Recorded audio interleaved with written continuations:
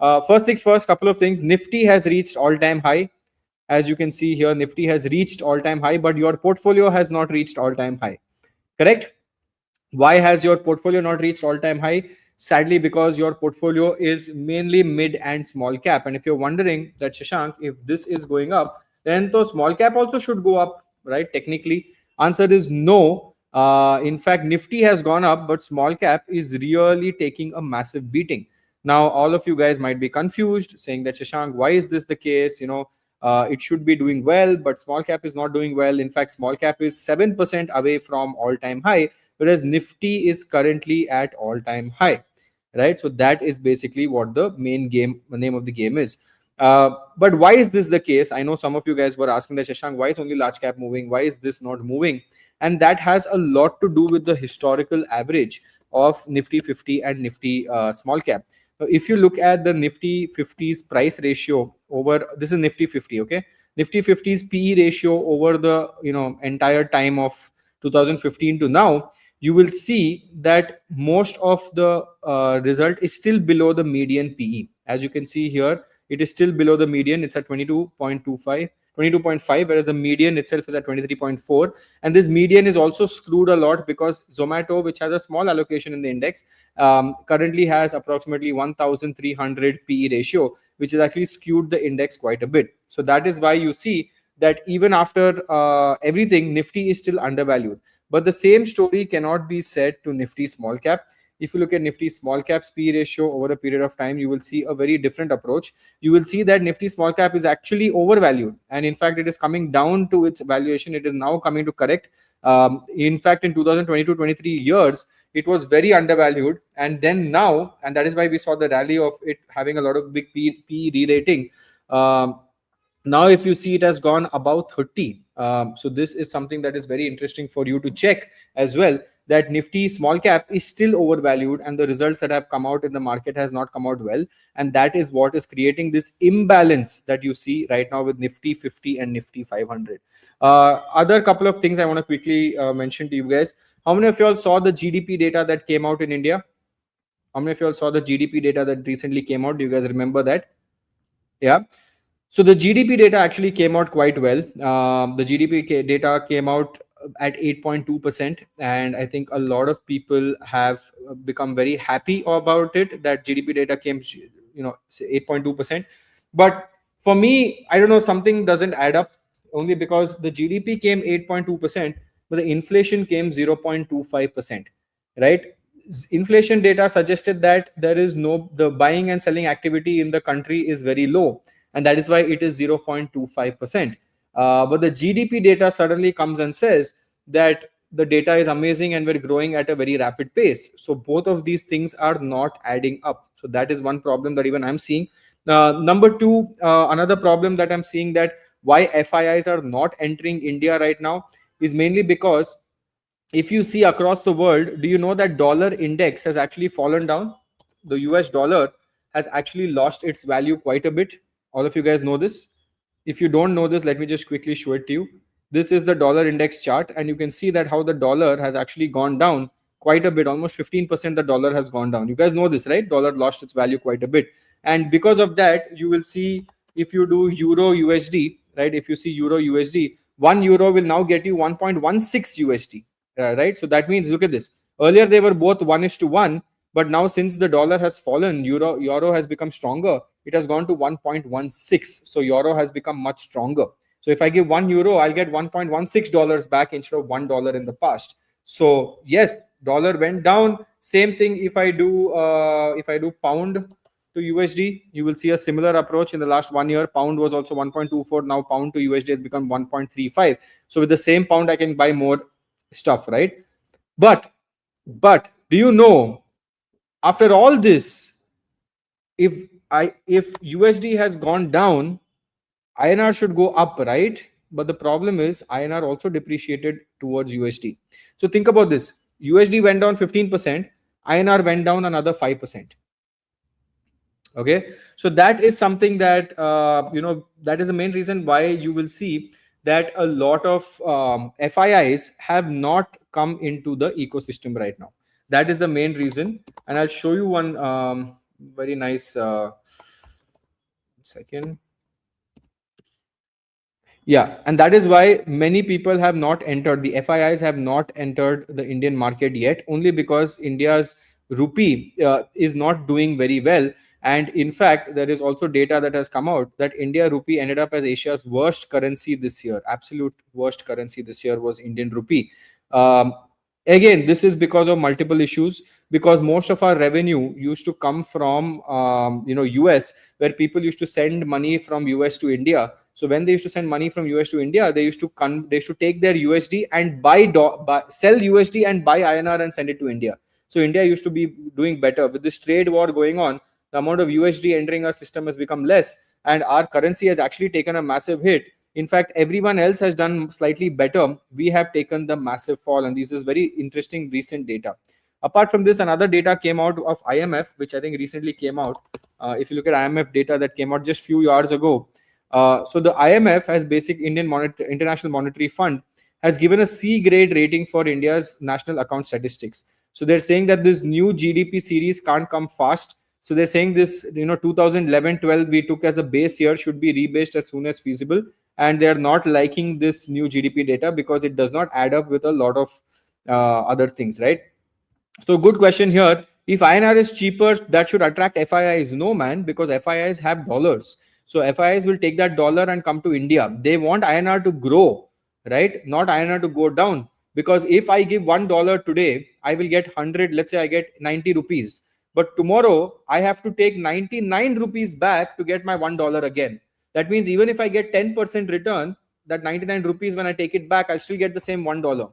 Right? So why will I come and invest in India if my that dollar's value is INR's value is going down to the dollar? In fact, if I invest $1 for 90 rupees, and when I take it out also, if it's 90 rupees, then I can say, okay, I made 12% in the Indian market, so 90 became 92, so I made $1.25 or whatever. That is what is happening, Vishak. So the problem is that because we are also devaluing the currency a lot quite fast, it is creating an issue where FIIs are not very favorable. They will go to some other country. Now, why will they come to India? So India is doing well, but our currency is losing value abroad. So I don't know if you guys know this, but if you go abroad, like if I go abroad and I buy dollars, for me it becomes more expensive now. For someone who's traveling abroad, it becomes very expensive. That's because your INR is losing value, and it's not just abroad. Um you will also realize one more thing, that in India suddenly you might be feeling that everything's becoming very expensive. Things that were not very expensive before, for you now everything seems expensive. That's because your net worth or money has not gone up quite aggressively, but the value of money has actually gone up more, right? So that is something that is a problem in the market, but let's see how to do that, right? So good question again by Sai Kusha. INR has always been going down since history, but that has not, it doesn't go down by 5-6% a year. That is a lot, because RBI usually steps in to control the flow of money by INR depreciation. But the amount of speed at which it is going, it is very, very, very bad, right? And that is what is creating a problem, the speed at which it is going. So even if INR is stable or goes up by 1-3%, that people are okay to give that premium to India. But right now, the speed at which it's going down is quite aggressive, and that is where the problem is getting created. Understood? Got it?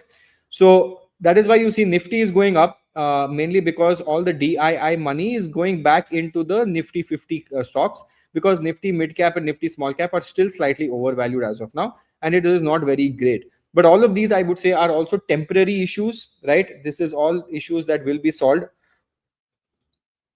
In fact, the minute the US trade deal gets announced, INR will suddenly start doing better, because now we will start getting more dollars into our economy, right? So this is the name of the game right now.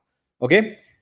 Apart from that, couple of other things we look at the market. We saw this, we saw that. Let's look at gold. How is gold performing right now?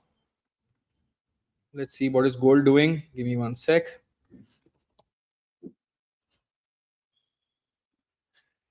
So gold isn't doing that bad. Gold is actually going up quite a bit. If it breaks this resistance zone of this zone, it will go to all-time high. And gold is still looking good from a long-term standpoint.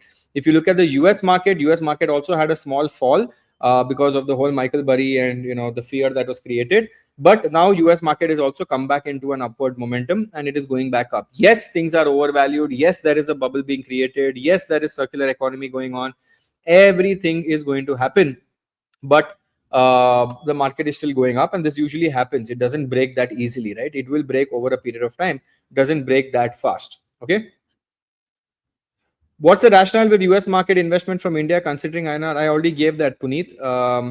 Don't you think Indian market is going up? Yes, it is going up. Nobody's saying it's not, because it is being funded by the income of our SIPs, which is not a bad thing, right? We are saving more. It is being funded by the SIPs, and the DIs have to deploy some capital, and they're deploying it into large cap assets, which is your Nifty 55, Nifty 500 assets, Nifty 50 mainly. Large cap assets are doing well, and it is going up. But the problem is you have to also look at the macroeconomic news. Now, you can't only look at India. You have to see India on a global scale, because the world also sees India on a global scale today, right? If we are the economy is good, but the GDP data and the inflation data is not matching. The GDP data and the INR depreciation data is not matching. If your GDP is going up, your INR should be strong, right?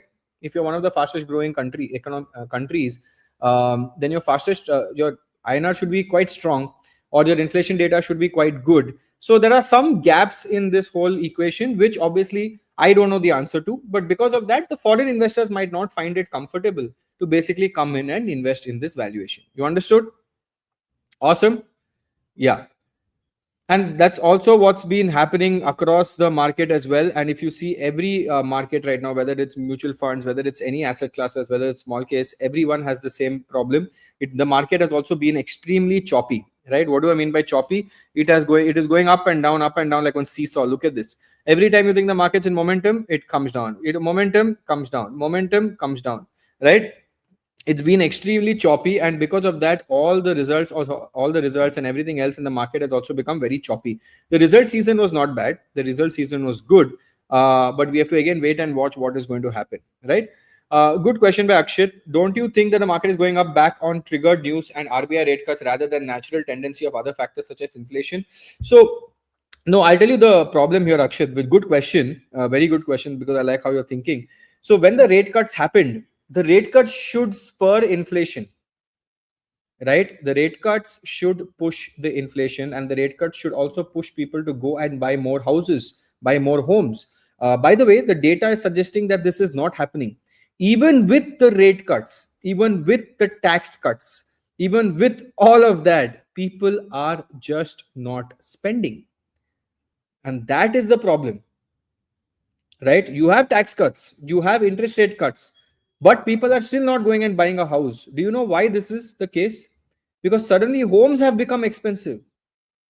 So I am like, oh bro, it's too high right now. I let it wait for it to come down. Even though I have money, I don't feel like going and buying a house because it's so expensive, right? Number one. Okay, what will I go buy? Gold is also expensive, right? What do I do? Invest in the stock market? It's not moving. So this is where the problem is, that uh, people are not spending that much in the economy because everything is either inflated or not giving any kind of returns, and hence this is creating a problem, right? Because when the market was actually going up, the lot of chedkhani was done to the market, right? A lot of things were made expensive. LTCG, HTCG, HTT, everything was added, and then the FIIs just said, you know what, with all this appreciation of the dollar and depreciation of INR, and then you're putting STT, LTCG, what is the point? Why will we come here? We are going away. So they have gone away. So this is exactly what has happened. Yeah. Everything is expensive, but people are still buying. No, that's a wrong notion. I don't think that's the case, man. Everything is expensive, but people are buying. Depends on who those people are. For sure, I know for a fact that the number of people buying are not the middle or the lower middle or class. I would say upper middle is buying a little bit, and the rich are buying a lot more, right? Because you cannot go and buy a 3.5 crore, 4 crore house because your own salary has not gone up that much for you to go buy a 3.5, 4 crore house. If you see, in fact, a lot of people have lost their jobs, leave salary increments. TCS and many companies have not given increments also. Many companies have not given increments. So these are some small issues that you should definitely be worried about, and you should take a heed out of this as well. Okay, understood? Awesome. Let's get into quick fundamental analysis now. I want you guys to put names of companies here. I will take the top 4 companies. I will put it as a poll, and whenever the poll wins, we will put that as the company. And by the way, since we're taking a small break to do the poll, I want all of you guys to click on that like button, because most of you guys don't click on the like button. So please click on the like button. It would also help all of us a little bit, and it'll be nice. Also, for all the people who are here from the YouTube community, guys, tomorrow we have a live at 5 p.m. We are doing the migration tomorrow. We're migrating out of YouTube and going to Telegram, because on YouTube I'm barely able to give you real-time updates. And what we do on Telegram, and I already have a WhatsApp for small case members. There we update almost 3 to 4 posts. Telegram we update quite aggressively. So we're just going to just move away from YouTube and go to Telegram, because it's more interactive and cohesive, and we have a lot of other things planned on that as well. So tomorrow you guys will come on the live and I will teach you how to do it.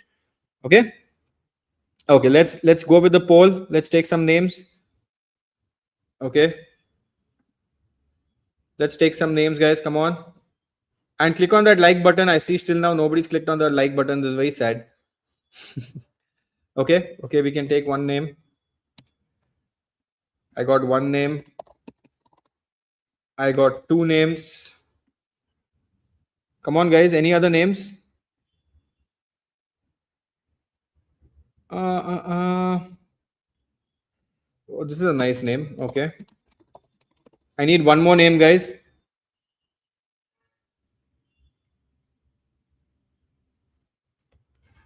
Okay, last name. Very interesting companies. Okay. Got it. Okay, guys, start the voting, and whatever happens with the voting, we will take that company. The four companies that we have, which has come from the audience right now, is Persistent, it is IEX, it is EPAC Prefab, and it is Dynamic Cables. Okay, so you guys can do whatever voting you want. Okay, anyway, formal disclosure, I own some shares of IEX in my personal account, but I have not bought it in the last 30 days or in the next 5 days, so it is clear of SEBI regulations, but I own that. So that is just a disclaimer that I want to give you guys, right? Choose. There's Persistent, there's IEX, there's EPAC Prefab, and there's Dynamic Cables. Come on. Ganesh Eco. It's a nice company, Ganesh Eco. It's not bad at all. BL is also good. Come on, guys. I only see 100 people have voted. There are so many people watching the stream. There are more than 325 people watching the stream. Barely anyone has clicked on that like button, sadly. And I also see that people are not even voting. Your vote matters. Every vote matters. Okay, let's get into it. I was just reading a nice. In the meantime, we'll just look at it. There's a very nice report that has come out on the hotel space. I was just reading about it. You should definitely go check it out. It's a thematic report on how the entire cycle of hotels are playing out and how every single hotel is mapped here. It's a very nice report. I will maybe share this with you later. But yeah, quickly. Okay, what is the result now? We are at 40%. Okay, I think everyone wants to do IEX. Okay, let's do IEX. Fine. IGL is good, man. Let's do IEX. Okay, a lot of you guys want to do IEX. Okay, just to give you some background. Okay, just to give you some background. I think I bought IEX as well a few months ago, and I've still kept it. I've not sold a single share. In fact, I would be buying more maybe next month. Now I don't have money. I'm waiting for 30th to get over. Maybe next month I will buy a little bit of more IEX. But let me explain what is going on. Also, have you noticed that who's this? Parag Parikh has also taken almost 10% of allocation into IEX. Have you noticed that? Yes or no, guys? You have noticed it? Okay. Wonderful. So let me quickly open some information for you guys. Very interesting stuff. So let me open some information. Let me close all these nonsense tabs that are there. Okay. Yeah. When bull run came, do you have any idea? No idea, man. I have no idea when bull run will came or go, but we will check it out as soon as it came. Okay. Chalo, let's look at IEX. Now, from a technical standpoint, we'll do, then we'll go to the fundamental. Now, IEX has been going through a massive problem, and I will explain what that problem is in some time when we do our research and we do our analysis. But let us look at the chart first. What does this chart tell you? Does this chart look good or does this chart look bad? According to you, how does this chart look? Good or bad? Right? This chart looks very bad. Why does this chart look very bad? IEX was in this pump zone. had a massive pump zone over here, did really well, had a massive fall zone after that, and currently it's in a massive consolidation phase because a lot of things happened with this company. It was one of the favorite companies of people at one point. People gave it the premium of a lifetime, and then people removed that premium of the lifetime also in like few minutes. So this is a very common thing that happens. See, last time it went from here to here, almost 300% gain, and then from that 300% gain it went down and fell 60%, and now it has been stuck there for a very long period of time. So definitely this chart is bad, not good at all from any reason. Now let's look at the company and then we will go deeper into it and understand more about it. It's a very interesting company, and I will tell you what people are looking at so that you can also learn very well, right? Because you also want to understand why people are calling it a contra pick, what is going on. Definitely it has its pros, it has its cons. So we will look at both. We will look at an unbiased review of both pros and cons. Okay. Now, if you look at IEX, you already know the chart. If you go down, currently IEX is sitting at a 12,000 crore market cap company and it is sitting at 26 PE ratio.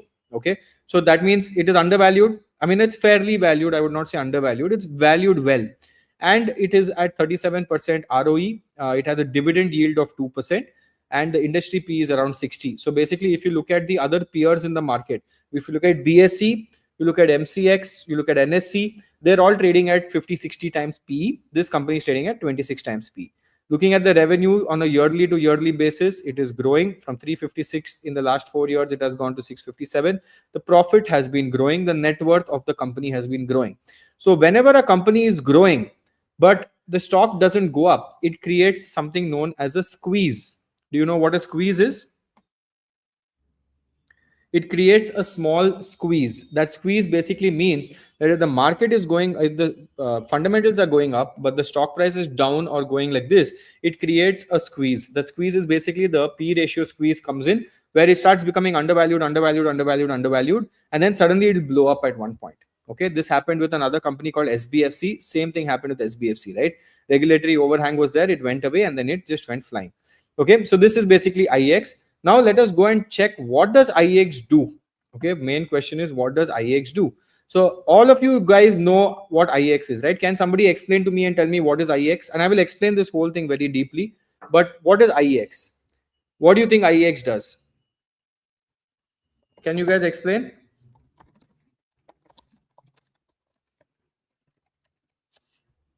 IEX, okay. Now, a lot of you guys will say that, okay, IEX is an Indian energy exchange and it basically is like an exchange very similar to your NSE and BSE, where in NSE and BSE you trade stocks and here you trade energy. Is that a correct statement? Is that a correct statement? It's an energy exchange and you can trade electricity contracts on it. Yeah. Okay. Very good. That is exactly what IEX does.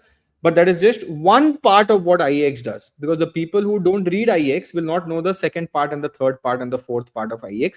But this is one part of IEX. Okay. And you're right. It is an Indian energy exchange and they trade in energy units. Now, let me explain how that works also very quickly and let us understand a little bit of this. Now, this is the power sector summary. Okay. Now, India's power sector today, as you guys know, is predominantly dependent on coal. We are a coal importing nation. We need a lot of coal for our power. And this is, by the way, the mix of FY26. So even today, we are at 67% coal. Thermal generates 70% of India's electricity. Renewables only contribute to 28%. But this is catching up with the amount of new renewables that are coming into the picture. We are catching up with the renewable race very fast. Now, if you look at this again, let me show you. Let me make a present mode here. Yeah. Now, if you see it now, solar has become 8%, wind has become 8%, hydro is 12%, which is renewable. Rest is still coal and this one, right? But coal has nothing to do with IEX as of today, because IEX does not deal in coal, it deals in electrical contracts. Do you agree? All of us agree, even though coal is 67%, we only deal with electricity contracts. Yes. And the future of electricity or the future of renewables is bright, because this coal will go from 67 to 20-25% in the future, and renewables will become 70-75%.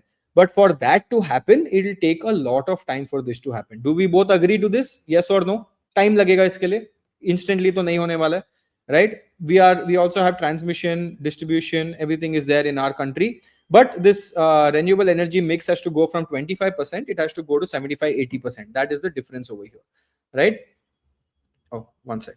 Yeah, so this is the transition of 2030, what people are looking at right now, energy sector transition, that by 2030, they're saying that 60% will be renewable energy and hydro, and 38% will be thermal, right? Now, if this market cap expands, will it be beneficial for IEX or will it be bad for IEX? If renewable energy becomes more, you will say that, Shashank, obviously it will become beneficial for IEX because thermal, coal, all of this is not sold on IEX any which way. It is only sold somewhere else. But what is sold on IEX is only the electrical contracts, right? So the more renewable energy comes in, so the future seems bright, basically. That is how it is looking right now.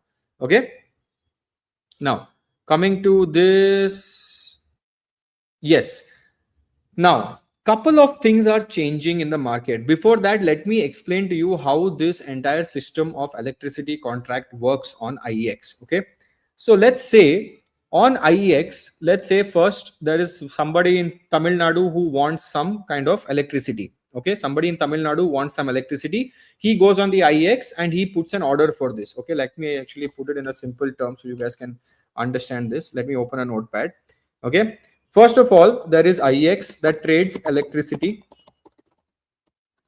contracts. Okay. Second, he only trades unused electricity as of today. Why? Because most of the PPAs, that PPAs basically or the independent power producers, IPPs or PPAs, power purchase agreement. Let's say your KPI Energy, your Vari, your Acme Solar, who is a developer. So these guys put solar farms, correct, and directly they sell it directly to the discoms or the government, correct? Ye to theek hai, straightforward. Yeah, this is what is happening. They sell it directly to the government, so nothing comes out of the system. But this is not utilized properly, and there is a problem over here. What is the problem? There are two problems. One, our sunlight starts at, let's say, 9 to 5 9 to 4 p.m is our peak hours. Okay, and in the night we don't have solar energy, correct? So there is a big loss. But our consumption, if you look at India's consumption pattern, our peak consumption is at 9 a.m. when office time. Okay, and our second peak timing is around 6 to 7 p.m. when people come home into their homes, everything is back on. Okay, so this is where, so 9 a.m, first of all, our sunlight starts at 9 a.m, so we don't have enough power to give this, right? And at 4 p.m the power is gone, and by 7 p.m we are coming here. So there is a big mismatch in the grid as of today, that even though I'm producing solar power so much, I'm not able to give it properly to people. And that is where the government of India has realized, oh my God, we have so many solar projects coming in, but what's the point? Because we're not able to capture that solar right now. And that is why the solar's utilization rate, okay, solar utilization is approximately 25 to 35% only. That means whatever we produce in solar, only 25% or 30% is what is being used by actual people, which is very bad, very wrong, right? Hence the government of India has realized, oh my God, we have another problem now. We need to get into battery storage. Now how does battery storage come? Battery storage will store this excess power between 10 to 3 p.m. It will store the sunlight, okay, between 10 to 3 p.m. and deliver it to the homes in the evening time. Same thing, we have wind energy. Okay, this makes wind energy makes the most amount of energy after 9-10 p.m. So 10 p.m to 6 a.m is wind energy. So this will again be stored into BESS and given to homes in the morning. That way now we have a full proper system going round and round. Okay, so once BESS comes in, everything will be sorted, and all the excess power will go on to IEX for trading, and some guy in Chennai will want it and he will buy it. Now IEX does two types of trading. Okay, this much you understood? Very good learning. This is all about the industry. Now let's say a Tamil Nadu factory wants to buy some units of power. Okay, so has to buy some units of power. Now what he has to do? He has to go to the power exchange, which is IEX. Okay, and here he has two options, DAM or TAM. Okay, DAM is called day after market. Okay, and TAM, I think it is called time after market. I don't know, I forgot about this, but I'll check what it is exactly the term, right? Time ahead market or something like that it is. But I'll explain the difference between DAM and TAM. Okay, because DAM and TAM is very important for, not actually, no, it's real time. One second, I don't think it's TAM, I think it's RTM, my bad, real time. Okay, it's RTM, not TAM. Okay, so RTM, which is real time Okay, this is day after market and real time market. Now, what is day after market? The Chennai guy will come and place an order for tomorrow. He will say, okay, listen, tomorrow I want between 4 to 6 p.m. Please give me X 100 megawatt of power. He will come and put that bid here, and somebody will apply for it and give him this power. Real time market is somebody says within the next 1 hour, I want right now. It's like a Blinkit Swiggy delivery. I want power right now because I want it today. That is the main thing. So earlier, because the market was so fragmented, day after market was the main market, right? Now everyone is using real time, because now you're saying today only I can use the market. Why should I wait for tomorrow? I can actually buy it today itself. So that is where the game is being played. Give me 1 sec, guys. Somebody is at the door.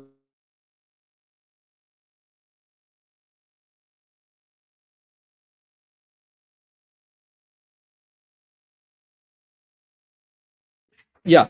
So the future is real-time market. Why should I wait for 1 day to get my power? I need power today. I can go to the exchange, buy power at a cheap rate, right? And in fact, if BESS comes, there will be many people on the supply side, right? Supply will go up.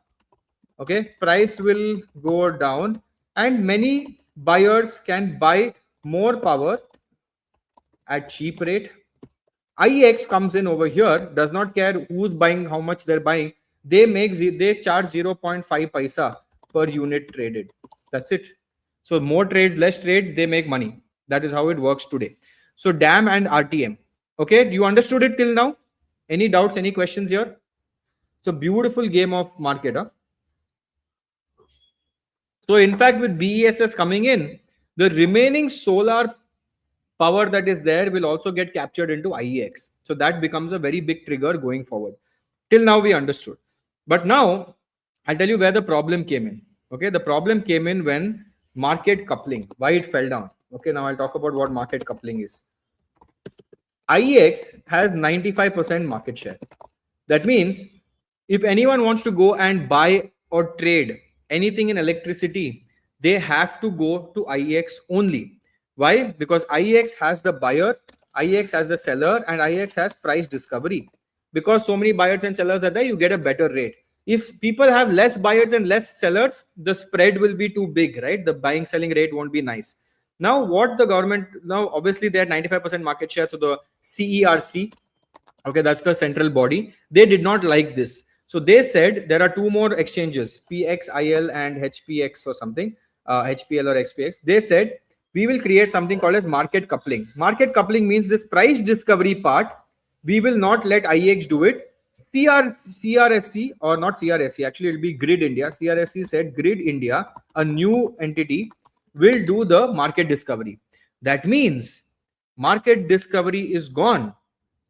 The biggest power that IEX had, that I had so many buyers and sellers. So I will do the market discovery, price discovery. The other two people cannot.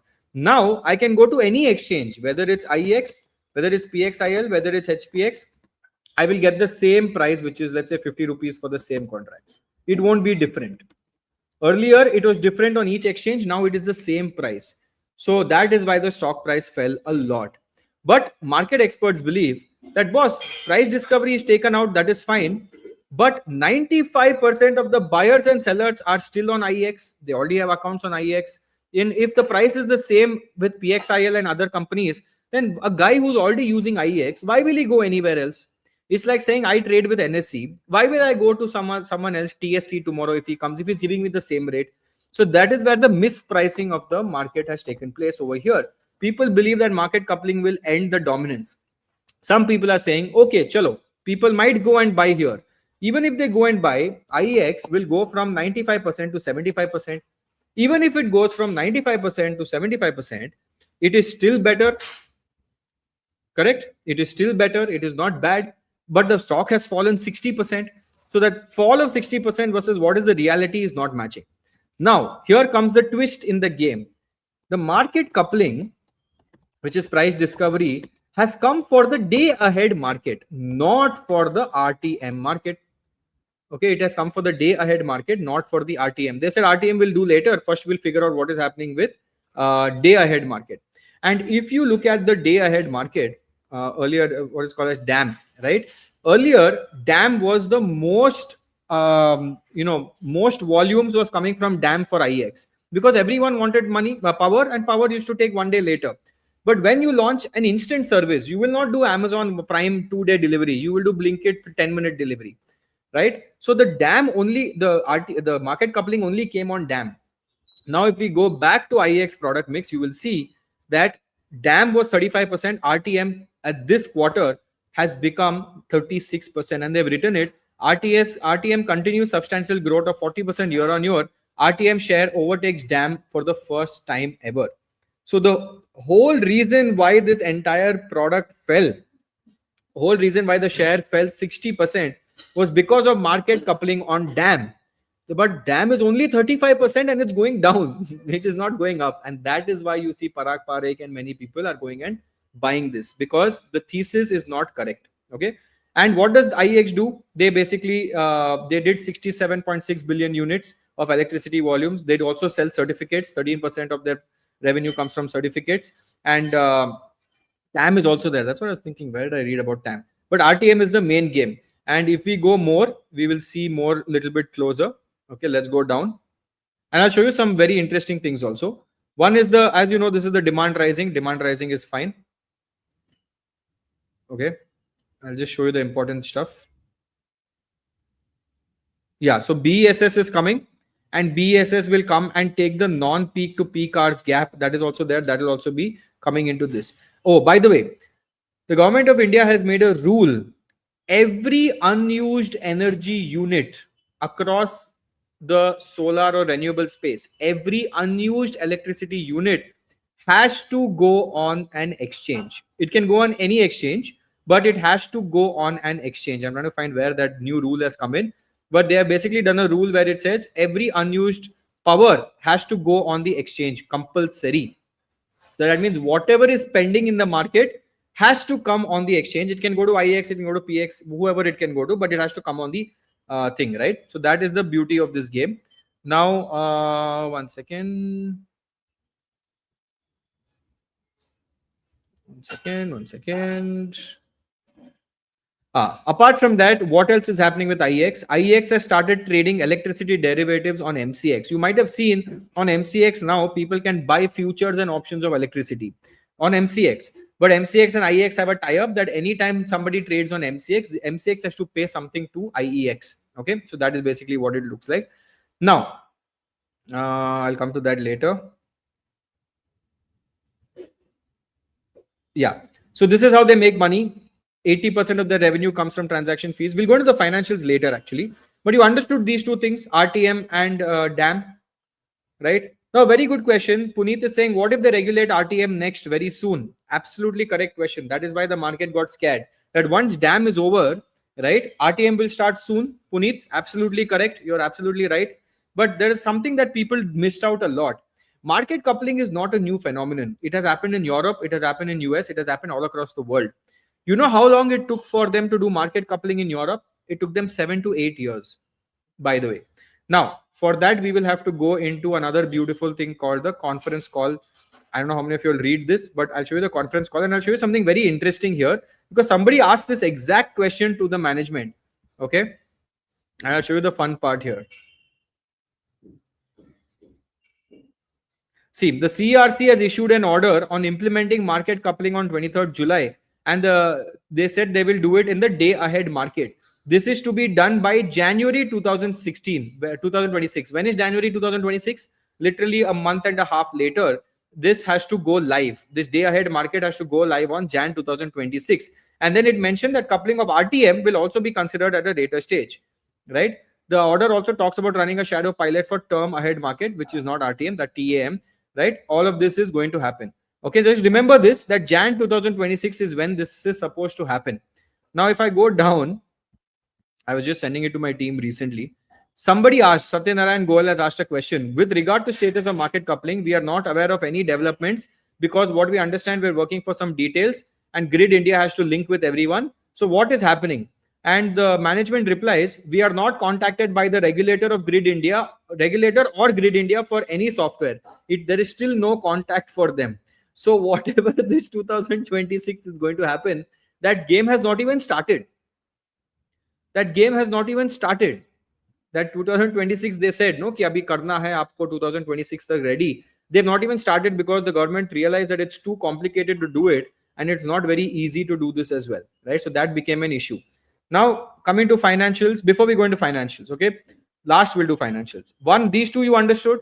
So all energy units will come on IEX. IEX has DAM and RTM. RTM is the future. And then IEX did not stop there. IEX went one step ahead.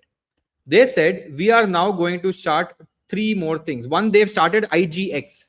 Okay, Indian Gas Exchange has been started. It is number one natural gas trading exchange in India as of today, and it is growing very fast. And I'll show you the revenue of IGX also. They have carbon exchange, so carbon credits. By the way, the competition does not have IGX. The competition does not have ICX as of today. Number three, they have come out and started a coal exchange as well. They have asked to set up India's first coal exchange by 2026, 2027, because 60% is coal. From 60% to 40%, coal is still coal, right? So now you will have coal trading to happen. And then the government also came and said that not just renewable contracts, any thermal contracts, any other power on thermal also has to come on exchanges, on energy exchanges, even thermal. So not just renewable, but non-renewable also has to come on these exchanges. So a lot of things are suddenly coming into the picture. And now we'll go into the financials. Okay, now we'll go into the financials. So if you look at IEX, IEX performs at a very, very high level. Okay, it is at 25p. Yes, they have an operating profit margin of 85%. Okay, their main money comes from transaction fees of charging 0.5 paisa, which I believe very soon they will increase that 0.5 paisa. And if they even increase it by 10%, that is 0.6 paisa or 0.7 paisa. That's huge jump in revenue, right? But right now they make around 500 crores of top line. They have 85% operating profit margin, and they make almost 80% to 70% profit after tax. Okay, this is what they basically do. They make almost 70% profit after tax, which is insane, right? And coming to IGX, which is the gas exchange, right? IGX, which is a gas exchange, this is also growing very, very, very fast. So IGX's revenue has also gone up quite aggressively. I don't know why they've not given the revenue math here. Yeah, it's not here. Okay, so IGX's revenue has also gone up very fast, and they are saying that very soon IGX revenue will surpass IEX revenue as well, right? And these are all the customers they have. Because of the speed at which the volumes are growing, they're saying that this will also surpass and this will also go much higher than that. Now coming back, okay, what was I saying? Yeah, coming to now, if you want to see the cash flows of this company, the company operates at 65%. The company operates at 65% dividend yield. Okay, it gives dividend payout ratio 65%, and the CFO to EBITDA, which is the cash flow from operations, the conversion of cash flow to EBITDA is around 70-75%, and the reserves and surplus of this company is around 2,000 crores. So it's a very cash rich company, but I think the reserves is 1,000 crores. It's a very cash rich company, but very misunderstood and cash rich at the same time. And because of that, people like people like Parag Parikh and all have started buying it. We don't know. That is why the market is not giving it premium. It is not going up because we don't know what will happen. There is too much regulatory overhang. But if that regulatory overhang gets over, then what will happen is the real question that people need to ask. But overall, it does look very interesting, and it has fallen down a lot. So this comes into a contra pick. Will this go up today? No idea. Will it go up tomorrow? No idea. But from recently, Parag Parikh did this unit holders meeting, and in that I think around 1 hour something they spoke about IEX, and they said, see, for us it's a very good probabilistic scenario because the risk reward ratio is in our favor. It is beaten down, it is low value, but it is still growing, it is still making money, and the future of this is bright. So we are taking a contra bet on this, and we will see what happens in the future. So this is basically what IEX is. And even I believe in a very similar thesis, and the cash flow that they generate is also insane, but it will not go up anytime soon. It will take its own sweet time. It will go up a lot. It will take its own sweet time and go up. And after that, it will start going up is what I believe, right? So that is basically your entire thing. Now, what happens if the other side, let's look at the antithesis. Market coupling comes in DAM, comes in TAM. Okay, comes in both. Let's assume this is the worst case scenario, right? The market coupling comes in DAM and comes in TAM also. After that, the market share of this company goes down from 95% to 75%, or maybe even 70%, and the remaining guys have 30%. This is the absolute worst case scenario. If this happens, it is still making good cash flows. It is still making free revenues. It is still operating at 85% market share. 85% operating profit margin. So even at a worst case, it seems very well. And I think the worst is priced in today. All of this scenario that I'm talking about is already priced in today. And that is why it becomes a very interesting contra bet. But again, guys, I want you guys to do your own research because this is very complicated. I've tried to simplify it to you, but the market regulation is so complicated that anything can happen tomorrow. It can again fall another 20-30% from here. So be very careful on this and think about this. Okay, awesome. First, one question to you guys: did you like this till now? It was our old school style, right? How we did go deep into a company for 25-30 minutes and learn about the company. Did you like it? Yes, no? Did you enjoy this? Was this something you felt, okay, 25-30 minutes was well spent and we understood a new business today? So thank you for that. That was a nice thing, right? Awesome. So just a quick update for people who have been watching till now. For the small case members who are already there, we have pushed the rebalance for both Fluid C and Fluid Q. You would have got it. We are also launching something very soon. We're going back to education. I had stopped educating people for a very long period of time, but we're going back to education a bit. So I will announce more stuff on the Telegram community that we have, or on the YouTube that will be migrated tomorrow to Telegram. So we will announce more of it over there because we're going back to learning, like the old school learning, right? So I'll keep you guys informed about it and I will let you know. Awesome. Take care. See you guys. Bye bye.